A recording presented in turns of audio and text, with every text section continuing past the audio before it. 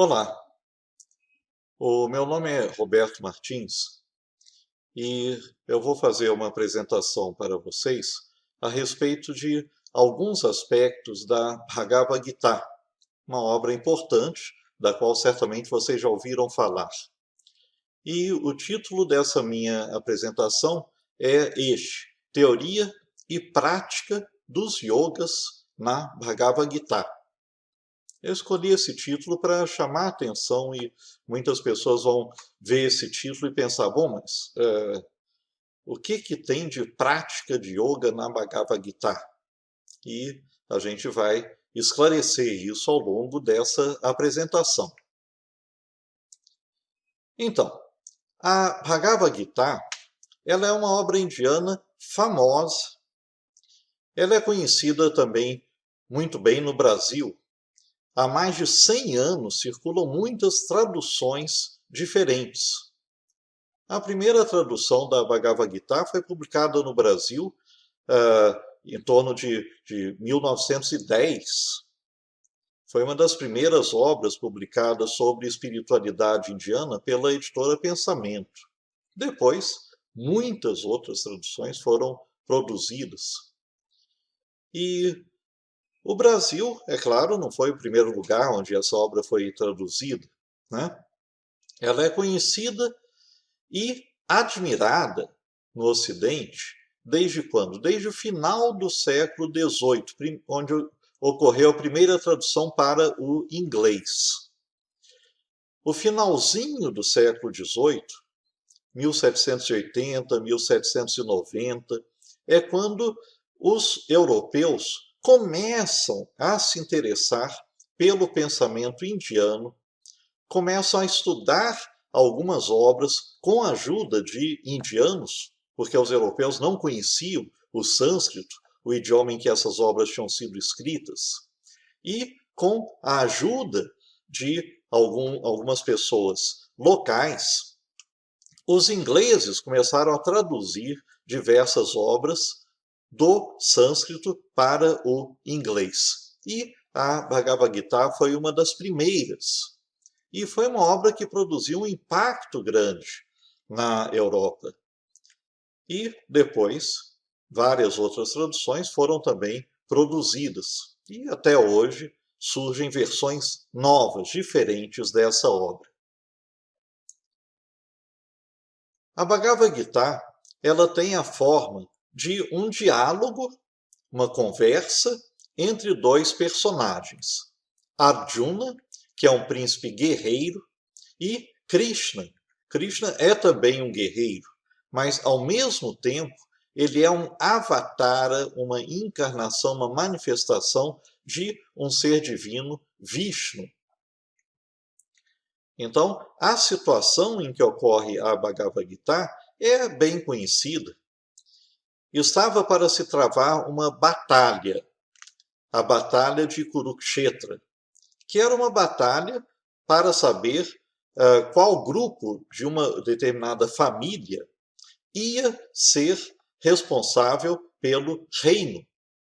Havia dois grupos de primos que estavam lutando entre si e que vão travar essa batalha. E antes que a batalha ocorra, há esse episódio descrito na Bhagavad Gita de uma conversa entre Arjuna e Krishna. E Krishna, sendo não apenas um guerreiro, mas sendo um ser divino, ele é o mestre que vai apresentar as mensagens importantes da Bhagavad Gita. Arjuna basicamente faz perguntas, coloca as suas dúvidas, as suas interrogações, a sua perplexidade, mas quem realmente instrui é Krishna. Então essas são as instruções que vêm pela boca de um ser divino, porque Krishna é uma pessoa, tem um corpo humano, mas ao mesmo tempo é Vishnu, que é um ser divino, um Deva, como se diz em sânscrito. Essa obra ela é muito respeitada, tanto pelo seu conteúdo, ou seja, pelas mensagens que ela traz, quanto também pelo estilo em que ela foi escrita. É um estilo poético, metafórico, e a Bhagavad Gita é muito mais fácil de ser compreendida do que outras obras indianas antigas, por causa desse estilo, por causa do modo pelo qual as ideias são apresentadas. Então, na Índia, é uma obra apreciada em todas as épocas pela população de um modo geral. Não é uma obra para uma elite. É uma obra para ser lida, estudada, conhecida por todas as pessoas. O modo de se entender a Bhagavad Gita varia muito. Então, existem diversas interpretações dela. Embora ela seja uma obra escrita num estilo, como eu disse, mais acessível, ela é muito profunda. E extrair o significado dessa obra não é tão simples, não é elementar. Então, vários pensadores indianos antigos e também modernos, bem como os autores ocidentais, encontram significados diferentes nessa obra. Essa imagem é de Ramanuja, um grande pensador indiano do período que seria o nosso período, que a gente chama de período medieval, e que escreveu um importante comentário sobre a Bhagavad Gita. Um bom número de pensadores indianos antigos famosos também escreveu comentários, cada um vendo na Bhagavad Gita uma mensagem específica, destacando dela uma mensagem especial e, às vezes, deixando de lado outras mensagens que também estão naquela obra. A Bhagavad Gita é considerada uma obra de síntese do pensamento indiano. Ou seja, não se considera que ela está criando ideias, mensagens totalmente novas. Ela está inserida dentro de um contexto cultural, dentro de uma longa história de desenvolvimento do pensamento indiano. E o que ela vai fazer? Ela vai se basear em toda essa tradição que já existia e vai apresentar aquilo de um modo original, diferente. A apresentação é certamente original. Então, ela resume e integra influências de muitos textos anteriores, considerados sagrados, como, por exemplo, os Vedas e as Upanishads. E ela apresenta isso de um modo muito especial. A Bhagavad Gita, ela contém uma explicação detalhada a respeito de toda a base filosófica do hinduísmo, apresentando algumas concepções fundamentais. Eu vou dar uma visão geral aqui. É claro que eu não posso apresentar isso com todos os detalhes, porque é apenas uma visão geral que eu estou apresentando nesse momento. Mas para vocês terem uma ideia do tipo de conteúdo que está lá. Então, a teoria Sankhya sobre a natureza Prakriti e seus poderes, gunas, tamas, rajas, sattva. O que é isso? Então, o Sankhya é uma das filosofias indianas. Não existe a filosofia indiana, existem muitas. E, às vezes, elas se contradizem. Elas não são simplesmente coisas semelhantes e que uma vai acrescentando alguma coisa à outra. Não, às vezes elas brigam entre si. É preciso ter uma noção a respeito dessa diversidade do pensamento indiano. E o Sankhya é uma dessas filosofias indianas, é considerada uma das mais antigas. Ela certamente já estava formulada antes do surgimento do budismo na Índia, porque a gente sabe que Siddhartha Gautama, o Buda histórico, teve um mestre de Sankhya. Então, antes do Buda já existia essa filosofia Sankhya. E essa filosofia trata a respeito de uma porção de temas, trata a respeito de todo o universo, do seu desdobramento, do seu surgimento, da natureza, que é o poder ativo que constrói todo o universo, e faz isso através de três forças, três poderes fundamentais, que são chamados de gunas. E talvez vocês já tenham ouvido falar a respeito desses gunas, tamas, rajas e sattva, que eu não vou poder explicar aqui. Mas isso faz parte da teoria do Sankhya. Mesmo que vocês não soubessem que essa teoria dos gunas vem do Sankhya, eu estou informando agora. E a Bhagavad Gita trata bastante sobre esse assunto e sobre todo o desdobramento do universo da teoria do Sankhya. A estrutura do ser humano, não só então uma teoria sobre o universo externo, mas também a estrutura do ser humano, seguindo também a filosofia Sankhya, e tratando sobre a sua natureza mais profunda. Qual que é a essência mais profunda do ser humano? Não é o seu pensamento, não é a sua mente, não é a sua inteligência, não é a sua razão, como na filosofia ocidental.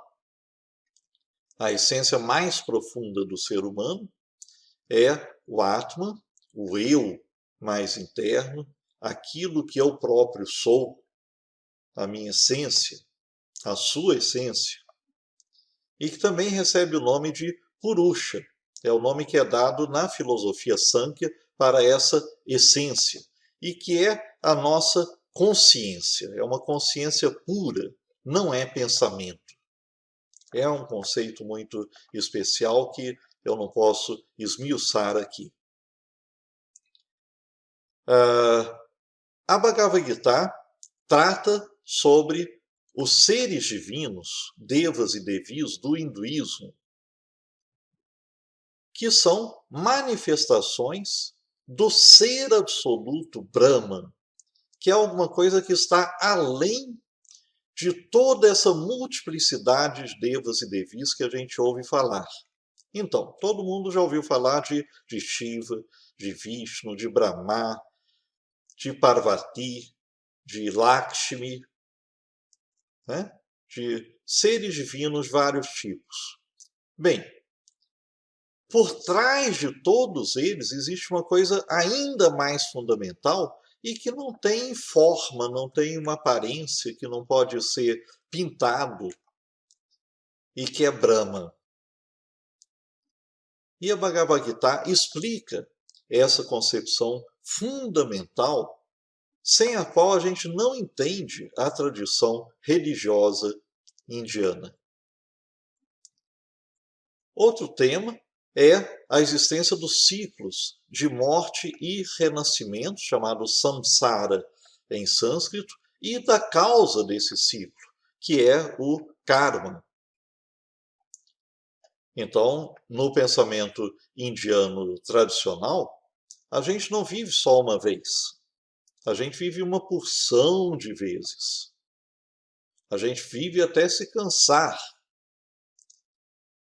E essa repetição de vidas se dá por quê? Então, existe uma teoria por trás disso. E é a teoria do karma. A causa do ciclo de renascimentos é: nós realizamos ações. Essas ações têm que produzir efeitos em nós mesmos. As ações que nós fazemos repercutem em nós. E as ações feitas com boas intenções vão produzir bons frutos para nós, efeitos positivos. As ações que nós fazemos com más intenções vão produzir frutos negativos, vão produzir sofrimento em nós. E esses efeitos são necessários. À medida que a gente vai vivendo, a gente acumula esses efeitos das ações que a gente realizou com intenções boas e más, e vai sofrendo alguns dos efeitos. Mas quando a pessoa chega no momento da morte, ela ainda pode ter um acúmulo desses resíduos das suas ações que não se manifestou. E ela vai ter que renascer para receber a recompensa ou o castigo das suas ações da vida anterior. E isso vai se repetindo. Essa é uma descrição simplificada, é muito mais complexo do que isso, mas a teoria que está por trás desse ciclo de renascimentos é apresentada claramente dentro da Bhagavad Gita e é uma base fundamental para a gente entender muita coisa dentro do pensamento indiano e do yoga. Eu já vou me referir a isso. Bem, a Bhagavad Gita trata também sobre o objetivo espiritual mais elevado dentro do pensamento indiano, que é escapar do samsara, obtendo a libertação chamada moksha. Então, esse ciclo de mortes e renascimentos é visto como uma coisa que não é positiva. E dentro do pensamento indiano, então, se pensa, mas deve haver alguma coisa melhor do que isso. De ficar tendo uma porção de vidas em que a gente tem alegrias, mas tem também sofrimentos, e levando ao quê? Levando a uma outra vida de alegrias e sofrimentos, tem que ter alguma coisa além disso. Sim, e tem. E o que é essa coisa? Você escapa desse ciclo e encontra alguma coisa muito superior a essa vida que nós temos aqui. Então, essa é a libertação espiritual ou moksha. E como que você consegue isso? Então, para você conseguir essa libertação, existem vários métodos e que são vários tipos de yoga. Eu já vou mencionar isso depois, melhor. Então, os yogas tradicionais indianos são justamente métodos para atingir essa libertação. Mas isso não é fácil. A transformação do ser humano que é exigida nesse conceito de yoga é dificílima. Existem barreiras. Então, a Bhagavad Gita reconhece essas dificuldades que são encontradas no processo de transformação do ser humano e que são de que tipo? Por exemplo, os desejos, os nossos apegos, os nossos medos, as nossas aversões. Essas são coisas que nos prendem a este mundo aqui e ao ciclo do samsara. E como é que a gente pode superar isso? Então, é um dos temas tratados na Bhagavad Gita. Eu já falei que os métodos para atingir a libertação espiritual são métodos de yoga na tradição indiana. Na Bhagavad Gita, a palavra yoga vai aparecer dezenas de vezes, dezenas mesmo, mas nunca para representar asanas ou práticas físicas. Quando atualmente a gente fala de yoga, o que vem na nossa cabeça? Uma academia de yoga, pessoas fazendo posturas especiais, talvez também fazendo relaxamento, né? Fazendo alguma prática de respiração. Mas tudo isso só foi desenvolvido em uma época muito posterior à Bhagavad Gita. Esse yoga postural, que é o mais conhecido hoje em dia, não é uma coisa da antiguidade indiana. Então, yoga naquela época significava outra coisa. Não significava isso que a gente encontra nas nossas academias. Yoga, na Bhagavad Gita e na tradição indiana mais antiga, é o quê? É um conjunto de métodos para atingir moksha, a libertação espiritual. E é um conjunto de métodos que não envolvia posturas especiais e práticas físicas nessa época. Então, o tema central da Bhagavad Gita é o que? É a transformação individual e a apresentação de alguns dos métodos para atingir essa libertação espiritual ou moksha. Quando a gente olha o sumário da Bhagavad Gita, a gente nota imediatamente uma coisa curiosa. O título de cada um dos 18 capítulos da Bhagavad Gita contém a palavra yoga. Isso quer dizer que a estrutura da obra toda está permeada por essa ênfase no yoga. Então, capítulo 1. Arjuna Vishada Yoga, Yoga da fraqueza de Arjuna. Capítulo 2, Sankhya Yoga. Capítulo 3, Karma Yoga. Capítulo 4, Jnana Karma Samnyasa Yoga. Capítulo 5, Sannyasa Yoga. E assim por diante. Bem, eu preciso, no entanto, comentar uma coisa. Esses nomes dos capítulos, eles não existem na versão original da Bhagavad Gita. A Bhagavad Gita, ela é uma obra que é, na verdade, um pedaço de uma coisa mais ampla. Ela é um pedaço do Mahabharata. Mahabharata é um épico indiano, é a maior obra literária da humanidade em termos de tamanho, uma coisa gigantesca. E a Bhagavad Gita é menos de 1% do Mahabharata. Então faz parte dele e é um pedacinho. Bom, quando se pega as versões do Mahabharata e dentro do Mahabharata se encontra esse pedacinho que é a Bhagavad Gita, ela não é dividida em capítulos com esses títulos. No entanto, com o passar do tempo, depois da composição do Mahabharata, passou-se a considerar que a Bhagavad Gita era um pedaço tão importante que merecia destaque. Então, aí ela se transformou numa obra separada. E, nesse momento, ela ganhou esses títulos dos capítulos. Bem, vocês podem dizer, bom, então esses títulos não têm importância. Eles têm importância. Por quê? Porque justamente, seja lá quem for que elaborou essa versão destacada do Mahabharata, percebeu que yoga é um tema fundamental da Bhagavad Gita e chamou a atenção das pessoas para isso, criando esses títulos dos capítulos. E isso ocorreu há muito tempo, não foi uma coisa recente. Bom, apesar desses 18 títulos falando sobre yoga, não se pode dizer que a Bhagavad Gita apresente um tipo diferente de yoga em cada um dos seus 18 capítulos.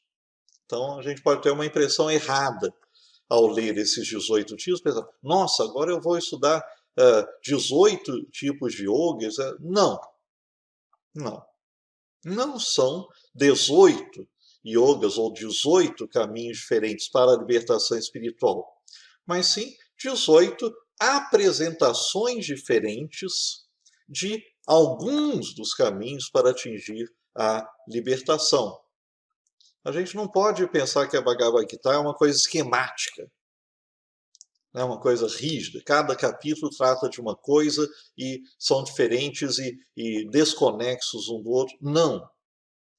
A Bhagavad Gita é uma trama em que vai sendo construída toda uma ideia a respeito dessa transformação que o ser humano pode sofrer e apresentando diferentes aspectos disso, às vezes repetindo coisas, às vezes complementando, mas não é um esquema de 18 coisas separadas.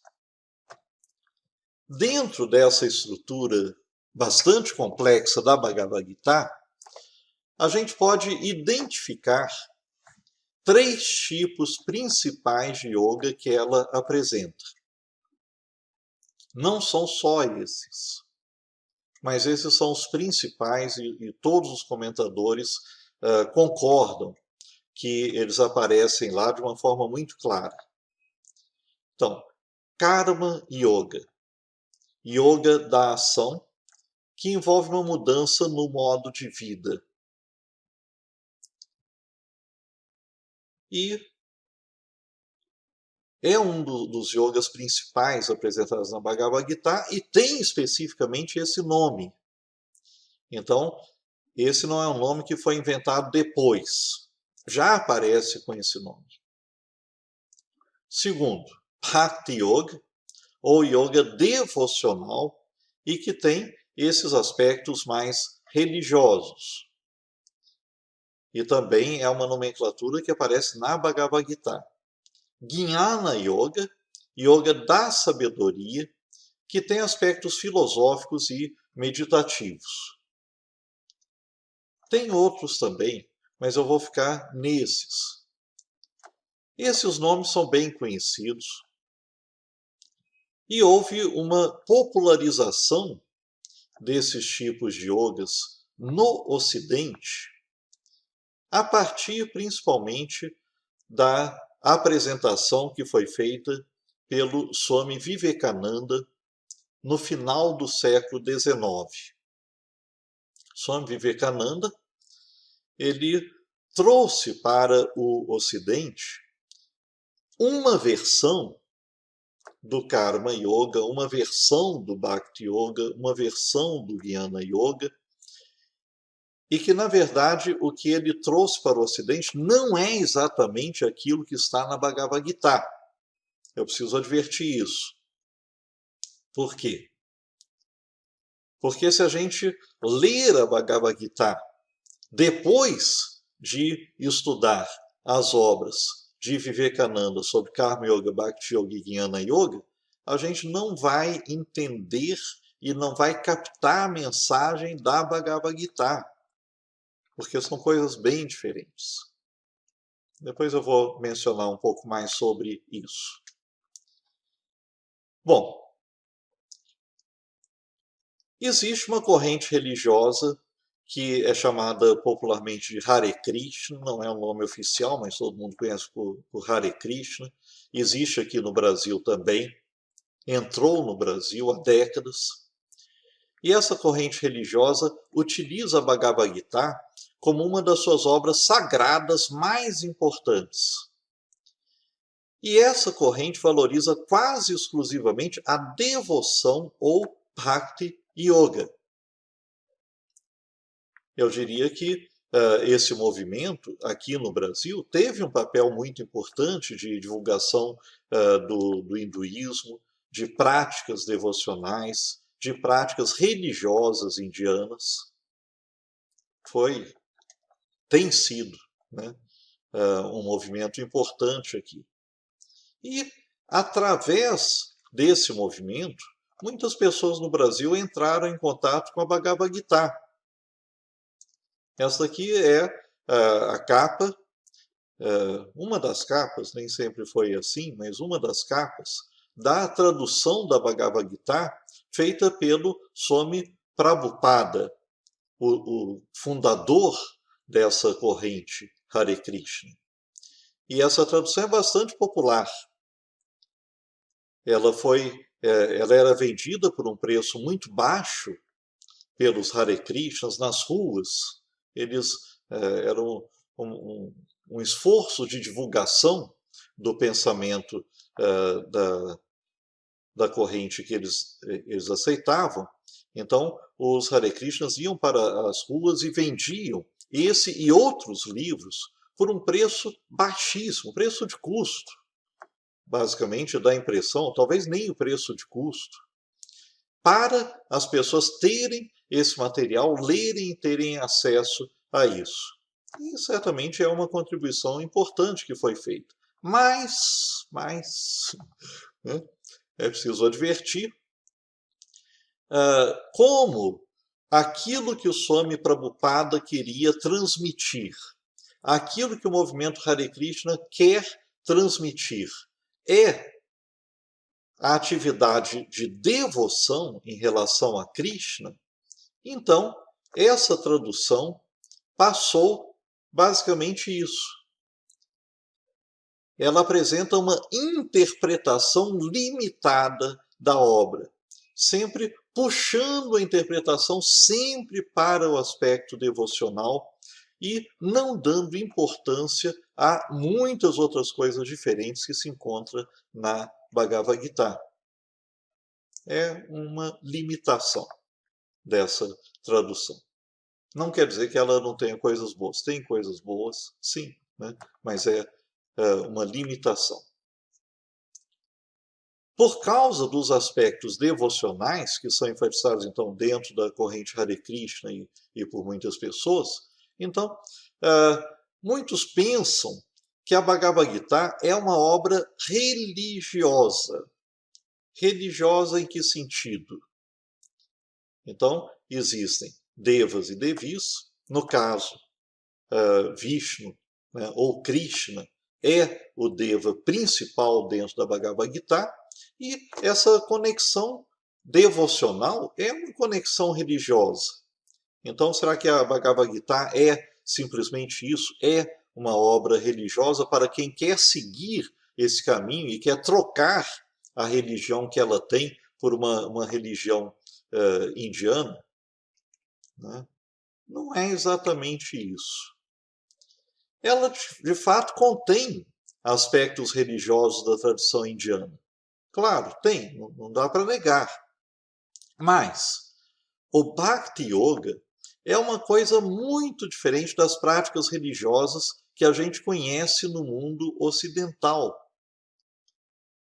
Então, não pensem que você aderir ao Bhakti Yoga e mesmo seguir a corrente Hare Krishna é você parar de ir na igreja, por exemplo, católica, todos os domingos, realizar aquelas orações que você faz e substituir isso por uma coisa equivalente. Ir a um templo do Hare Krishna e fazer outras orações. Não é isso. É um envolvimento muito maior e uma transformação da pessoa. E essa transformação da pessoa não é aquilo que a gente pensa de, por exemplo, no catolicismo. Ok, você tem que seguir os mandamentos. Então, isso muda a sua vida. Não é isso. Não é uma série de mandamentos para você obedecer e cumprir. É uma mudança muito profunda de todo o ser que está nessa caminhada. Então, a devoção bhakti por um deva ou devi é uma relação de amor divino, prema e de entrega total. A vida da pessoa passa a ser conduzida por essa devoção. É alguma coisa que pode ser comparada, em parte, com aquilo que acontece não com uma pessoa normal, que tem interesse religioso, mas por um santo das diversas religiões. Só que a gente sabe que os santos são pouquíssimos. A gente não esbarra em santos aí em cada esquina.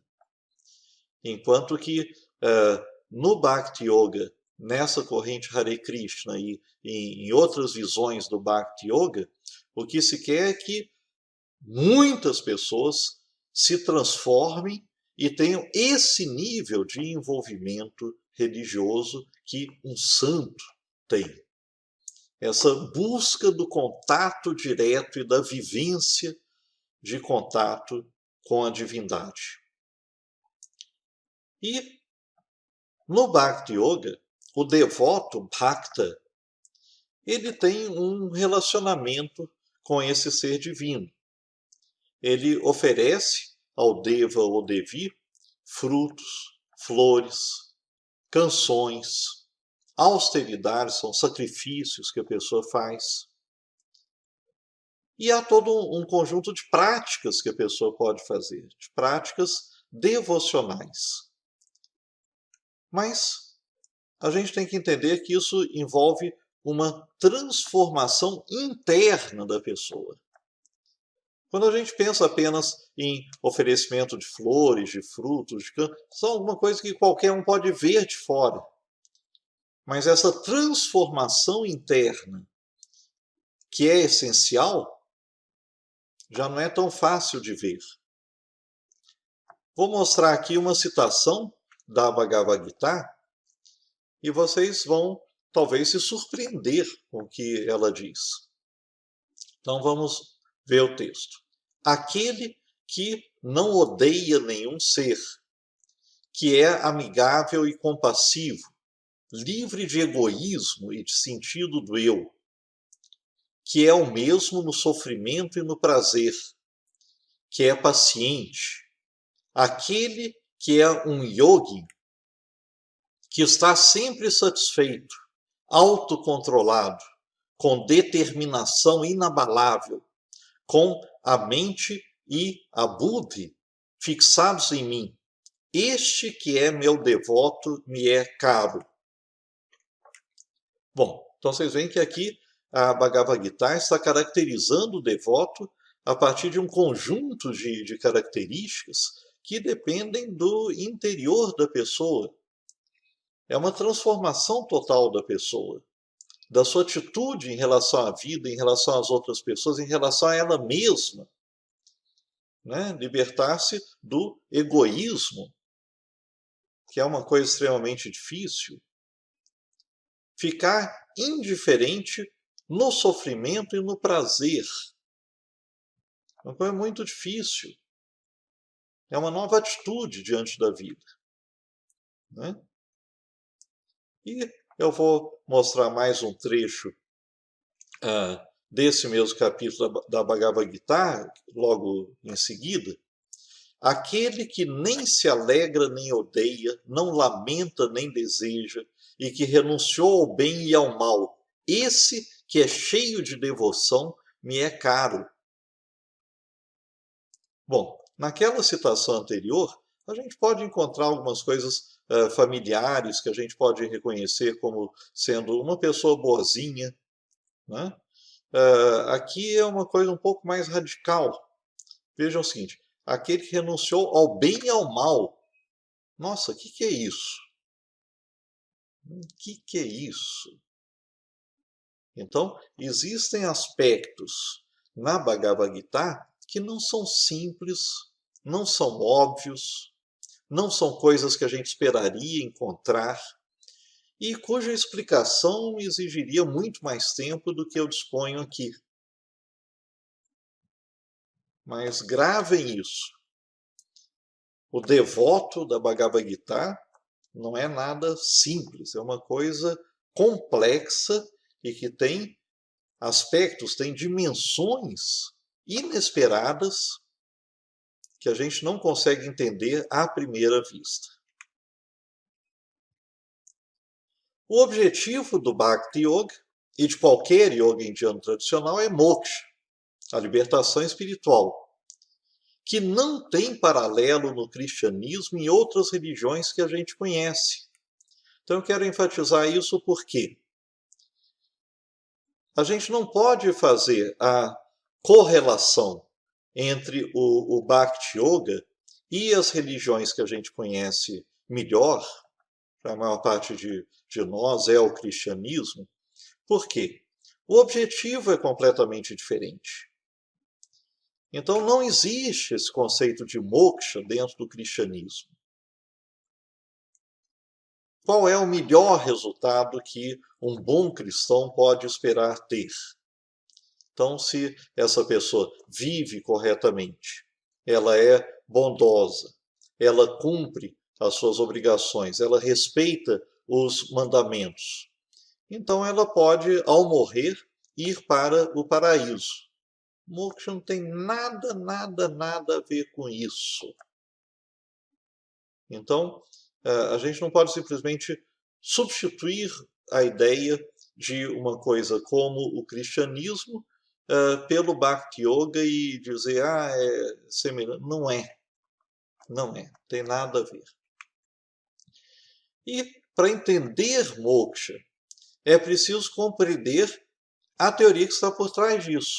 Compreender o karma, compreender o ciclo de renascimento, samsara, e como é possível se livrar desse ciclo. Isso é extremamente complexo.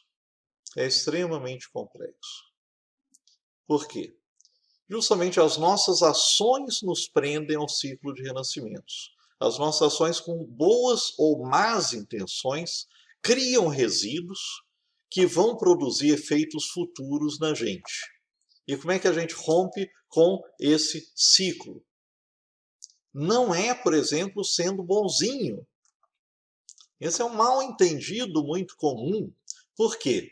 Porque as pessoas se baseando no cristianismo, no catolicismo, vão pensar, se eu for bonzinho, eu consigo ir para o céu. Então, se eu for bonzinho, nessa visão indiana, eu consigo atingir a libertação espiritual ou moksha. Não, não consegue.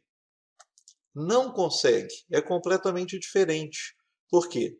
Se você for bonzinho, você está realizando ações com boas intenções. Essas ações com boas intenções deixam um resíduo dentro de você e exigem que você receba uma recompensa por elas. E se você morrer na hora da sua morte, você tiver uma porção de resíduos de boas ações que ainda não tiveram seu efeito, você tem que renascer, você não se libertou. Então não é através de boas ações que a gente se liberta. Vocês vejam que não é óbvio e que é muito diferente do que a gente imagina. Então a gente tem que entender toda a teoria que está por trás disso, que é exposta de uma forma muito clara e muito bonita na Bhagavad Gita, para poder saber como que é possível se libertar desse ciclo de renascimentos. A gente também tem que entender o que a pessoa ganha de positivo nessa libertação, e que é a fusão com o absoluto. O que é isso? Então é preciso conhecer o que é o ser absoluto do pensamento indiano, Brahman, que é alguma coisa que está em nós e está também em toda parte, e que a gente pode aprender a conhecer por vivência direta através de práticas espirituais. Brahman não é um conceito, não é uma abstração, é uma realidade. E é essa realidade a qual o yogin quer se fundir. E o que é isso? Então, não basta uma teoria aqui no caso. A gente tem que saber por experiência direta, por vivência, o que é esse ser absoluto. E dentro do yoga tradicional você obtém essas vivências. E o Bhakti Yoga é apenas um dos vários métodos que a Bhagavad Gita ensina para atingir a libertação espiritual. É apenas um. Então, frisando aquilo que eu já disse.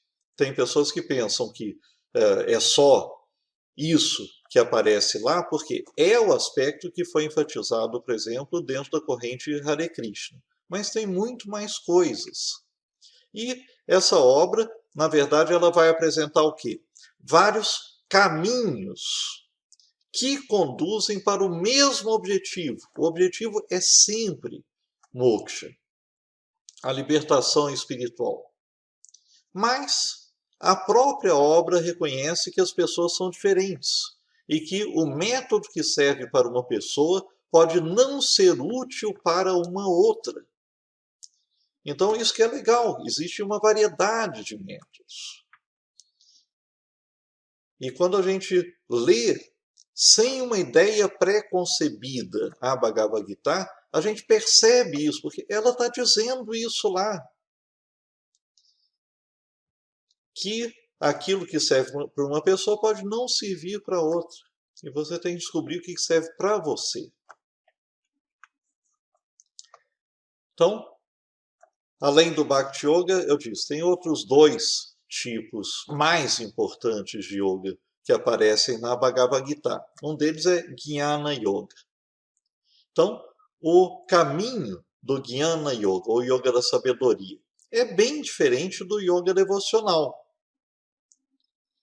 E o Jnana Yoga inclui práticas de meditação e de percepção direta do Absoluto, que se manifesta dentro de nós, o átomo, e fora de nós, em todo o universo.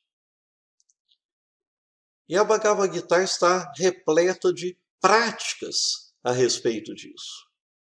Práticas que as pessoas não percebem que são indicações de práticas, coisas que podem ser feitas, que eu, que você, podemos fazer,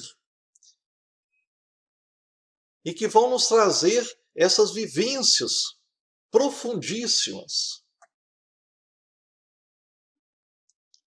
Então, um dos aspectos da Bhagavad Gita é um tesouro fantástico de práticas de vários tipos, não devocionais, mas, por exemplo, aqui de meditação, e de como você entrar em contato com esse absoluto. E muita gente não percebe isso porque não sabe ler a Bhagavad Gita.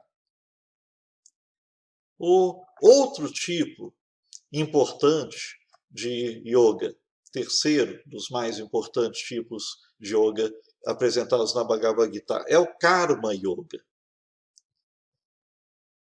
Karma Yoga, infelizmente, ele foi divulgado no Ocidente, através de pessoas como o Vivekananda, como se fosse ser bonzinho, ser caridoso. E eu já disse que ser bonzinho não conduz à libertação espiritual. E aquilo que quase todos os livros e professores falam a respeito de Karma Yoga, não é o Karma Yoga da Bhagavad Gita. É cristianismo. Então, faz-se muita mistura. Se você ler com atenção a Bhagavad Gita, em nenhum momento lá está dizendo, bom, agora vocês sejam bonzinhos e aí vocês vão para o céu. Não é isso a mensagem da Bhagavad Gita. E Karma Yoga é uma coisa completamente diferente. O que é o Karma Yoga na Bhagavad Gita?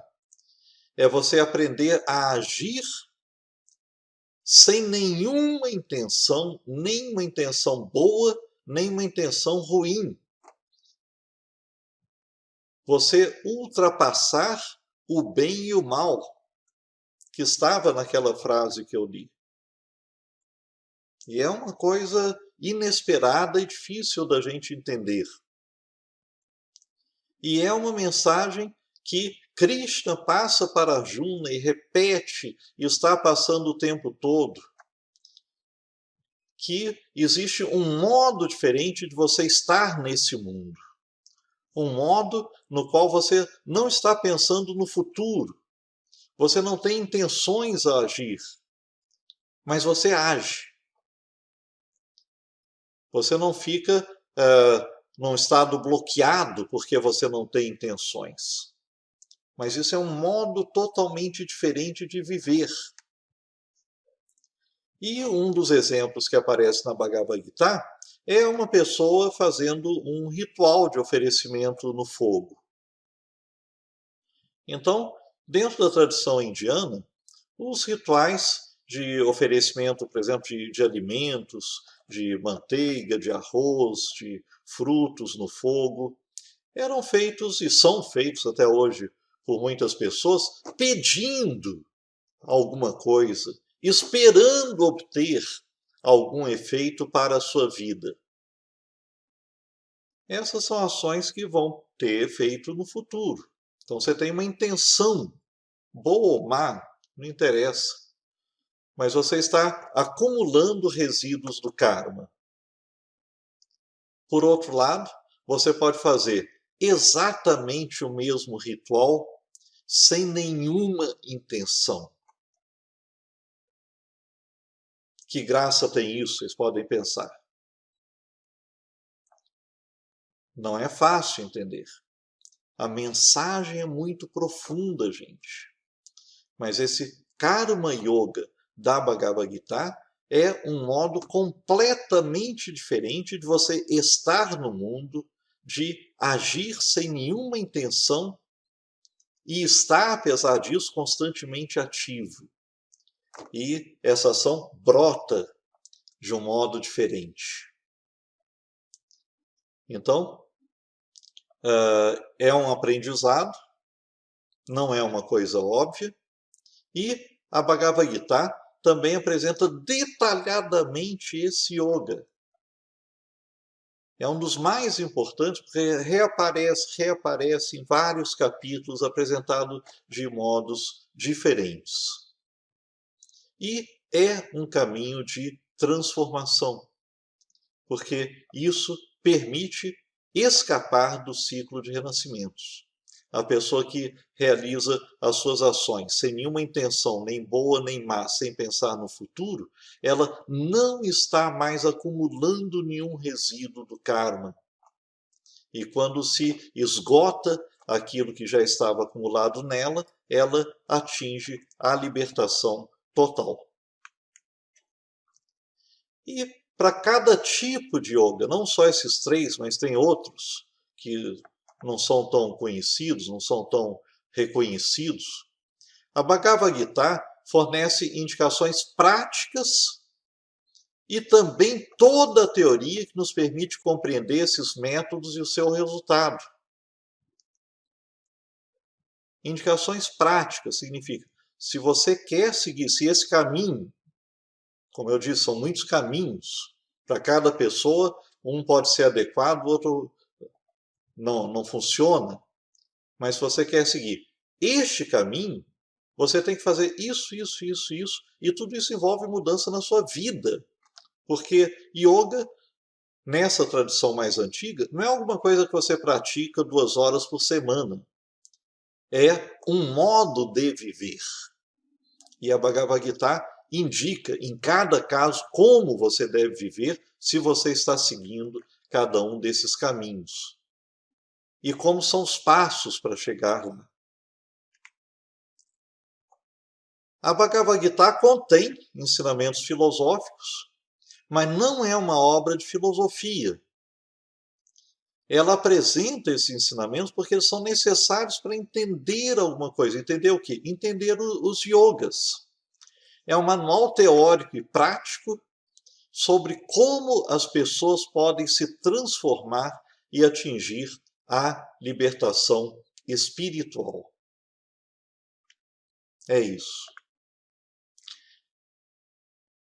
Voltando ao que eu disse no início, as pessoas que só conhecem os aspectos físicos do yoga moderno, aquilo que se pratica numa academia, etc., são incapazes de perceber que a Bhagavad Gita é realmente um manual sobre yoga, porém, num sentido muito diferente do yoga postural moderno. Quem souber ler, de fato, a Bhagavad Gita, quem se abrir para essa obra, quem não for para essa obra com uma ideia pré-concebida e com todas as suas limitações, vai encontrar nela um verdadeiro tesouro, contendo a essência do yoga indiano tradicional e alguns dos métodos criados na Índia para a transmutação do ser humano.